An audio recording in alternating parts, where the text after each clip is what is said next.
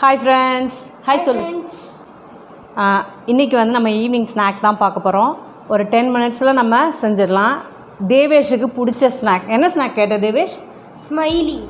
Smiley கேட்டார். வாங்க ingredients பார்த்துட்டு செய்யலாம். இந்த ஸ்நாக்ஸ் வந்து குழந்தைங்களுக்கு மட்டும் இல்லைங்க, பெரியவங்களுக்கும் தான். நம்மளும் நல்லா சாப்பிடணும், குழந்தைங்களையும் நல்லா சாப்பிட வைக்கணும். வாங்க நம்ம பார்க்கலாம். 4 உருளைக்கிழங்கு நான் எடுத்திருக்கேன், பெருசு பெருசாகவே எடுத்திருக்கேன். நல்லா வாஷ் பண்ணி 2ஆக கட் பண்ணி குக்கரில் போட்டுடலாம். சப்போஸ் நீங்கள் முழு உருளைக்கிழங்காக போட்டிங்கன்னா 3 விசில் வைங்க. நான் கட் பண்ணி போட்டிருக்கிறதால ஒரே விசில் தான் வச்சுருக்கேன். ரொம்ப குழையிற அளவுக்குலாம் நீங்கள் வேக வைக்க வேண்டாம், அது வெந்திருந்தால் மட்டும் போதும். இங்கே பாருங்கள், நான் ஒரு விசில் தான் வச்சுருக்கேன், வெந்துருச்சு. நீங்கள் இப்போ இதில் இருக்க தண்ணியெல்லாம் எடுத்துகிட்டு நம்ம உருளைக்கிழங்கை கொஞ்சம் ஆற விடலாம். அதாவது உருளைக்கிழங்கு வேக்காடு எப்படி இருக்கணும்னா, இப்படி உடச்சி பார்த்தா உடச்சிக்கணும் நல்லா. அது பாருங்கள், டைட்டாகவும் இருக்கும், ஆனால் வெந்திருக்கு. போதும், இதோட திட்டம் போதுங்க. வீட்டில் இருக்கிற திங்ஸை வச்சே நம்ம இன்றைக்கி செய்ய போகிறோம். என் கான்செப்ட் இன்றைக்கி என்னென்னா, நீங்கள் இப்போ உடனே இதை பார்த்துட்டு செய்கிற மாதிரி தான் இந்த கான்செப்ட் இருக்கும். இப்போ என்ன பண்ணலாம், அந்த தோலெல்லாம் ரிமூவ் பண்ணிவிட்டு இந்த உருளைக்கிழங்கை ஒரு 5 நிமிஷம் நல்லா கட்டி இல்லாமல் நைஸாக பிசைஞ்சிடுங்க. நல்லா பிசைஞ்சிடணும், பார்க்க மாவு மாதிரியே இருக்கணும், அந்த மாதிரி பிசைஞ்சிடுங்க.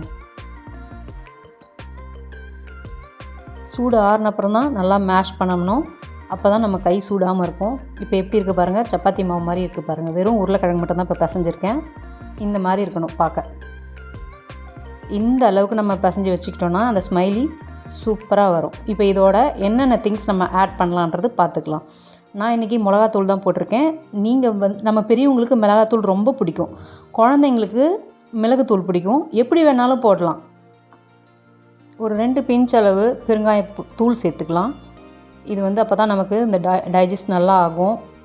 இப்போது 2 ஸ்பூன் கார்ன்ஃப்ளவர் சேர்த்துக்கலாம். உங்கள்கிட்ட ப்ரெட் க்ரம்ஸ் இருந்தாலும் நீங்கள் சேர்த்துக்கலாம். ப்ரெட் க்ரம்ஸ் சேர்த்துக்கிறதா இருந்தாலும் நீங்கள் சேர்த்துக்குங்க. ப்ரெட் தூள் சேர்த்துக்கிறதா இருந்தால் 2 ஸ்பூன் சேர்த்துக்குங்க. நான் 2 ஸ்பூன் மைதா மாவு போட்டுக்கிறேன், பைண்டிங்காக நல்லா வரும் ஷேஃப். இப்போ இது கூட உப்பு சேர்த்துடலாம். நான் மைதாவோடய உப்பு சேர்த்துட்டேன். இப்போ இந்த மிளகாத்தூளில் நான் ஜீரகம் மிளகு போட்டு தான் அரைச்சிருக்கேன்.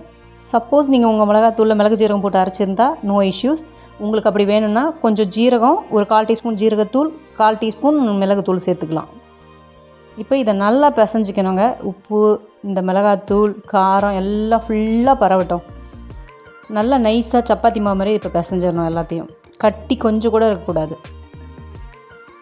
இப்போது இந்த மாதிரி நல்லா பிசைஞ்சு உருட்டி எடுத்துக்கலாம். மாவை நல்லா பிசைஞ்சு இந்த மாதிரி உருட்டி நல்லா எடுத்து வச்சுக்கோங்க. இது வந்து அப்படியே நம்ம அழுத்தி பார்த்தோன்னா நல்லா சாஃப்டாக இருக்கும். ஏன்னா இதில் வந்து கார்ன்ஃப்ளவரும் மைதா மாவும் சேர்த்துருக்கிறதால நல்லாவே இருக்கும். இதுக்காகவே நான் அந்த மாதிரி பாலித்தீன் ஷீட் வாங்கி வச்சுருக்கேன். உங்கள்கிட்ட பட்டர் பேப்பர் இருந்தாலும் நீங்கள் யூஸ் பண்ணிக்கலாம், அப்படி இல்லைனா கவர் எதனா இருந்தால் நீங்கள் யூஸ் பண்ணிக்கலாம். இப்போ இதில் கொஞ்சம் எண்ணெயை விட்டு நல்லா தேய்ச்சி விட்டுறலாம். தேய்ச்சிட்டு பிசைஞ்ச உருளைக்கிழங்கு மிக்ஸை எடுத்து நம்ம இதில் சப்பாத்தி கட்டையை எடுத்து, சப்பாத்தி கட்டையிலையும் கொஞ்சம் எண்ணெய் தேய்ச்சிக்கணும், ஏன்னா ஒட்டாமல் இருக்கும். அழுத்தி தேய்க்கக்கூடாது. இது நம்ம வந்து ஒரு சப்பாத்தி மாதிரி அப்படியே மெதுவாக தேய்ச்சி நல்லா பரப்பி விட்டுடணும். இப்போ இது தேய்ச்சதுக்கப்புறம் நம்ம என்ன பண்ணணும்னா, இந்த ஓரம்லாம் அப்படியே லைட்டாக விரிசலாக வரும், அதை லைட்டாக தட்டி விட்டுருங்க. இப்போது இந்த மாதிரி மூடி இருந்தாலும் ஓகே, உங்ககிட்ட மோல்டு இருந்தாலும் நீங்கள் எதனா ஒன்று யூஸ் பண்ணி இந்த மாதிரி அப்படியே ப்ரெஸ் பண்ணிங்கன்னா கரெக்டாக சர்க்கிள் ஷேப்பில் உங்களுக்கு வரும். இப்போ எல்லாத்தையும் நம்ம மூடியில் அழுத்தி எடுத்துடலாம். இப்போது அந்த சர்க்கிள் ஷேப்பை மட்டும் விட்டுட்டு மீதி மாவை எடுத்து கலெக்ட் பண்ணி வைங்க ஒரு ஓரத்தில். அது செகண்ட் டைம் நம்ம தட்டி தேய்ச்சி திரும்ப கட் பண்ணி நம்ம போட்டு எடுத்துடலாம். ஈஸியாக ஒரு 5 to 7 மினிட்ஸில் நீங்கள் செஞ்சிடலாம். நீங்களும் திருப்தியாக சாப்பிட்லாம், குழந்தைங்களும் கொடுக்கலாம். இப்போ நான் ஒரு டீஸ்பூன் எடுத்திருக்கேன். நம்ம இப்போ அதோட வாய் மாதிரி செய்ய போகிறோம். அவ்வளோதான். ஜஸ்ட்டு ஸ்பூனை வச்சு இப்படி இந்த பக்கமும் லெஃப்ட் டு ரைட்டு அப்படி அழுத்துனீங்கனாலே அப்படியே வாய் ஷேப் வந்துடும். இதே மாதிரி நம்ம எல்லாத்துலேயும் பண்ணிக்கலாம். ஃப்ரெண்ட்ஸ், இந்த வீடியோ பிடிச்சிருந்தா லைக் பண்ணுங்கள், ஷேர் பண்ணுங்கள், உங்கள் ஃப்ரெண்ட்ஸுக்கு ஷேர் பண்ணுங்கள், அவங்க குழந்தைங்களுக்கும் செய்வாங்க. இப்போ ஒரு ஸ்ட்ரா எடுத்துக்கலாம். இப்போ ஸ்ட்ரா எடுத்து அப்படியே நம்ம கண் வந்து ப்ரெஸ் பண்ணி எடுத்துக்கலாம். நல்லா வரும். இது ஸ்ட்ராவில் வந்து நல்லா வரும். அதில் மாவு எக்ஸ்ட்ரா இருந்தால் அப்படியே எடுத்துருங்க. இப்போ இதே மாதிரி நம்ம எல்லாத்துலேயும் கண் மாதிரி ப்ரெஸ் பண்ணி எடுத்துடலாம். ஃப்ரெண்ட்ஸ், உங்கள் ஃப்ரெண்ட்ஸுக்கும் இதை ஷேர் பண்ணுங்கள். கண்டிப்பாக அவங்க குழந்தைங்களுக்கும் ஹெல்த்தியாக செஞ்சு கொடுப்பாங்க. நீங்களும் ஹெல்த்தியாக சாப்பிடுங்க, நீங்களும் ஹெல்த்தியாக இருங்க. இதே மாதிரி நான் எல்லா ஸ்மைலையும் ரெடி பண்ணிக்கிட்டேன். நீங்களும் இதேமாரி ரெடி பண்ணிக்கங்க. இது வந்து நீங்கள் செஞ்சு அப்படியே வைங்க, காயாது. நீங்கள் பயப்படாமல் மெதுவாக பொரித்து எடுத்துடலாம். நல்லாயிருக்கும். கொஞ்சம் நீங்கள் ஒரு 5 நிமிஷம் 10 நிமிஷம் பொறுத்து லேட்டாக போட்டாலும் நல்லாயிருக்கும். திக்னஸ் இவ்வளோ இருக்கணுங்க. ரொம்ப மெலிசாகவும் இது பண்ணக்கூடாது. இவ்வளோ திக்னஸ் இருந்தால் தான் நல்லா ஸ்மைலி நல்லா வரும். நல்லா இருக்குங்களா? நீங்களும் இதேமாரியே ஸ்மைல் பண்ணிகிட்டே இருங்க எப்பயுமே. வாங்க, இப்போ நம்ம கடலை எண்ணெய் வச்சிட்டேன். கடலை எண்ணெய் காஞ்சிருச்சு. இப்போ நம்ம போட்டு எடுத்துடலாம். ஒரு 7 to 10 மினிட்ஸில் இது வந்து வெந்துடும். கலர் ஜஸ்ட்டு கோல்டன் ப்ரௌன் வந்ததும் நம்ம எடுத்துடலாம். ஏன்னா இது பாயில்டு பொட்டேட்டோ தான் யூஸ் பண்ணியிருக்கோம். அந்த போட்ட அந்த மசாலாவும் அது வேகணும், அவ்வளோதானே தவிர ரொம்ப இது பண்ணணும்னு இல்லை. கலர் இந்த மாதிரிங்க கோல்டன் கலர் வந்ததும் நம்ம எடுத்துடலாம்.